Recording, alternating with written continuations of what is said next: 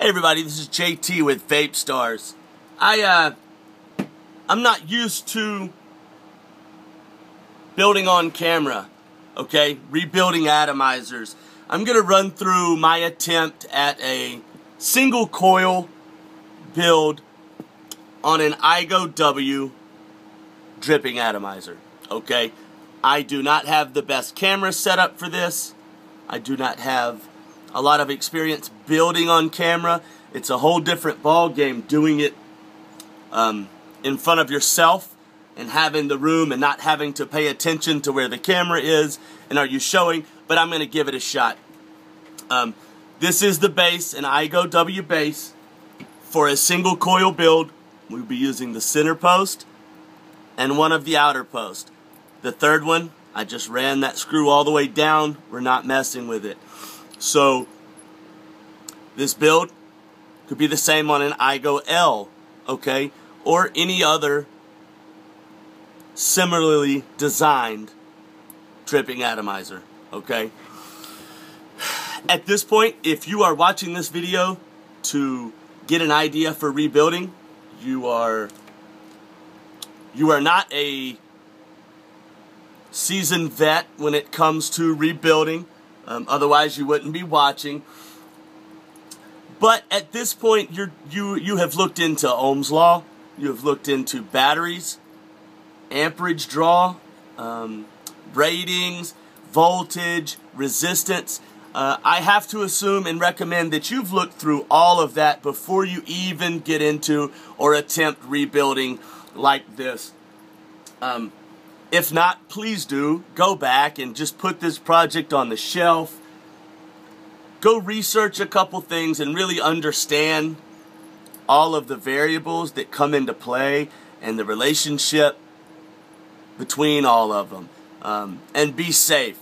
You're going to do what you're going to do, but I'm going to assume you're at that point. You have a decent knowledge of what's going on.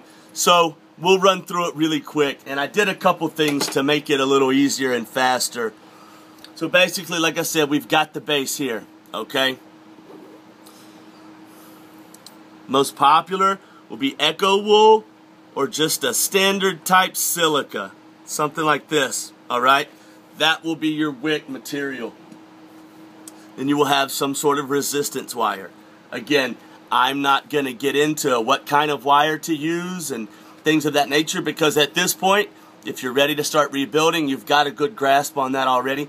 I will do separate videos sharing information on these different things, but for right now, if you're ready to start building, then you've got all those things down. Never fire and vape off of an atomizer a coil that you have built that you have not tested.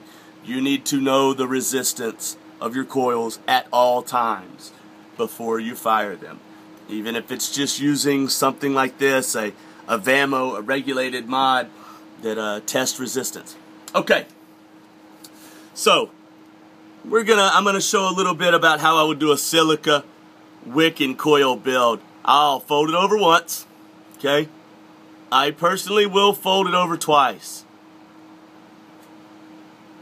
This is very awkward in front of a camera and not doing it down in front of my face. Okay. So you've pretty much folded it over twice. And you've got, I like to leave two little tails sticking out. Okay. At this point, I will hold that. I will come in with my wire. And I will start wrapping that coil. Okay. You just start wrapping it. You can go back and space these coils later, and that's okay. But you want to wrap it, alright? You will end up with something like this, okay? Space them out a little bit, you'll end up with something like this, okay? That's what you'll have, and that's what you will bring to your atomizer, okay? I want to show something, so I've got another one built. It's a little different wire, but and it's been fired. That's why it's a little darker, but whatever, don't judge me. So, And these wires I actually cut a little shorter. This might be hard to do. On the iGo W, you have holes in the post, as you can see. All right, the wires will go through there. On an iGo L and some other type atomizers, you will need to run these around the screw and tighten it down. Okay? Tighten that screw head down and capture that wire in between the top of the screw head and the top of the post. And I'm not on camera. Okay? But this is the iGo W. It's got holes in the post, so we run it through those. There is no way I will be able to do this on camera, but I will hold it as close as I can and try to not take too much time doing so.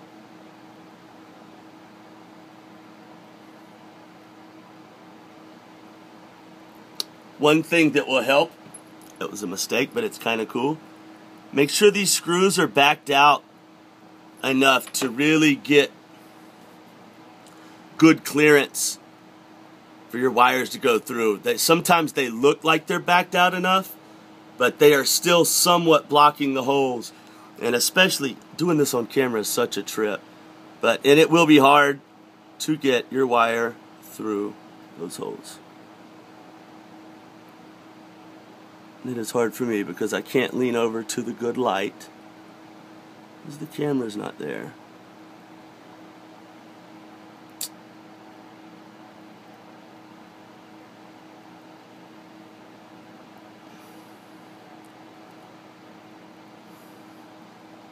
It's really not this tough, folks. You will not be doing it holding it out in front of a camera. I mean, unless you want to. You will be able to hold it in a comfortable position. And it will be far easier for you, I assume. But this is good. This is maybe if you're building along, this gives you some time. It's a whole different ballgame doing this stuff on camera. So I got a lot of love for you rebuilders out there that do tutorials all the time. It takes more light, a better camera, practice, and some patience, I'm sure. Okay, so we're through. While rebuilding, I love to keep a little tool like this on hand for those tight spots. At this point, what I like to do is try to give a little tug to those wires.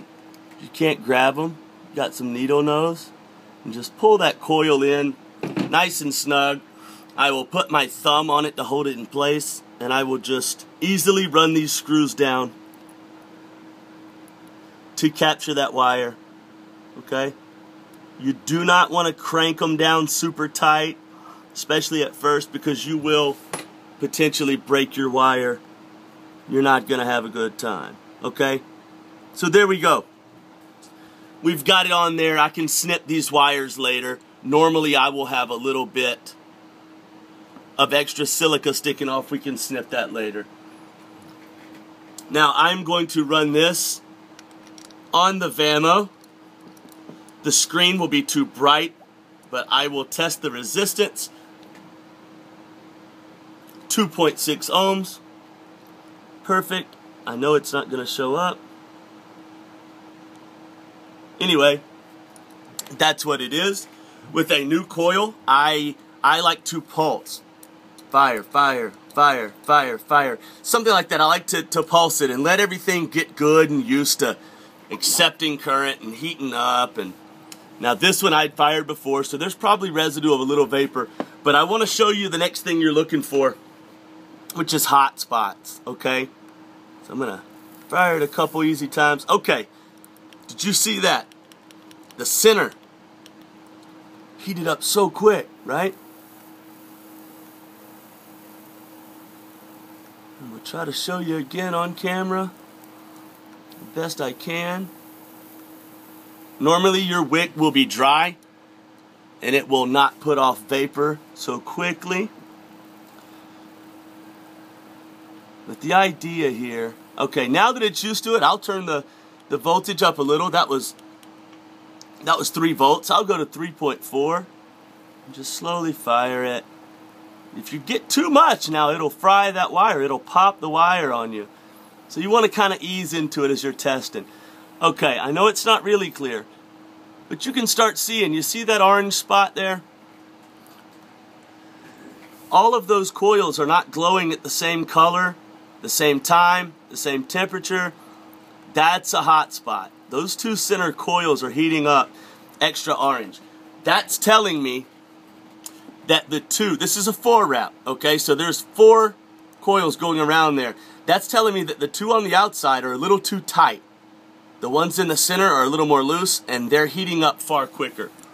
So you'll just take whatever pointy tool you like to use, and you just kind of want to fidget with them and move them around. And obviously, if they're bad, you may need to take your coil back off of there and your wick and adjust it. A lot of times you can fix these just fidgeting a little bit.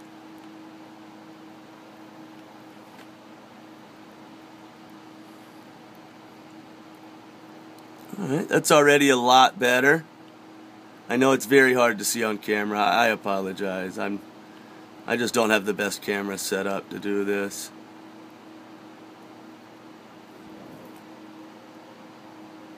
Alright, this one's still glowing a little hot. So I still want to tinker with it a little bit. Get them all glowing as evenly as possible. Because if you have one that burns so much hotter than the others, it's going to burn your juice. And you are going to have a bad throat problem that day. And I'm not talking about a good throat hit from your juice. I'm talking about coughing and very unhappy vaping. Alright. I know it's not showing up very well, but it's actually glowing pretty well. This one's a little hotter, but they're pretty even for the most part. So you want them as evenly as possible, glowing as evenly as possible.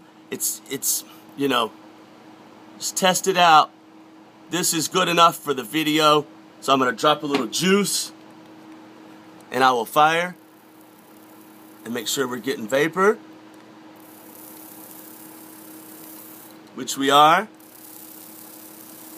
Okay? And now at this point, I'll tuck that in, throw my cap on. That's a good vape. I know that's not an excellent video. Hopefully it gives you an idea, and I'll do better, and I'll get some better build videos up in the future. That's your idea. I'll do a better one. I'm going to post this just because I had some specific requests, but I'll do a better one soon. Thank you so much, everybody. We'll see you next time.